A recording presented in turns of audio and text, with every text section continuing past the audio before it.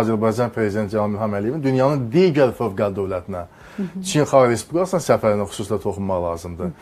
Bax, təsəvvür edin ki, bu günləri Birləşmiş Ştatların ümumi daxili məhsulu 20 trilyon dollardır. Bu dövlətin 20 trilyon dollar.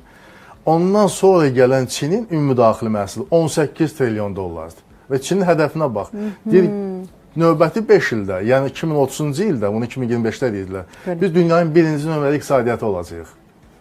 Bu dövlətin, Çinin 1,4 milyard nəfər əhalisi var. Yəni təxminən 1,5 milyarda yaxın əhalisi var.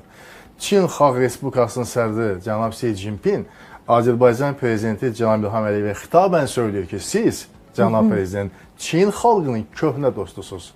Bu dərəcədə 1,5 milyard insanın dostu olmaq, üstəgəl də köhnə dost olmaq, bizdə köhnə, yeni dost müxtəlif kateqoriyalar, köhnə də etibarlıdır, sınaqdan çıxmışdır. Bax, belə bir münasibət və cənab Prezidentin keçən 2 dəfə Çin Xalq Respublikasının, yəni fövqəladə dövlətə bir rəsmi səfəri aprel ayında, 2025-ci il aprel ayında.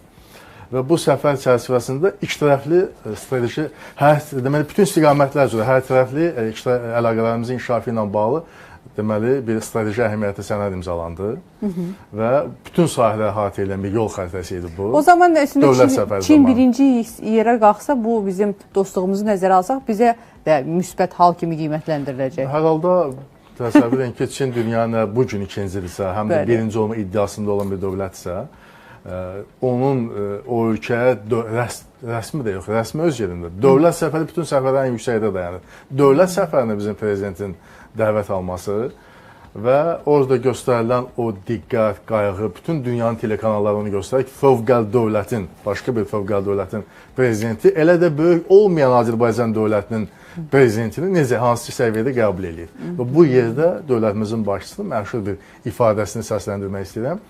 Deyir, Azərbaycan dünya miqyasında elə də böyük dövlət deyil. Fikir verirsiniz, cənab prezident mahir diplomat olaraq Azərbaycan kiçik dövlət ifadəsi işlətmir. Deyir, Azərbaycan dünya miqyasında elə də böyük dövlət deyil, amma sözünün məna və çəkisi böyükdür.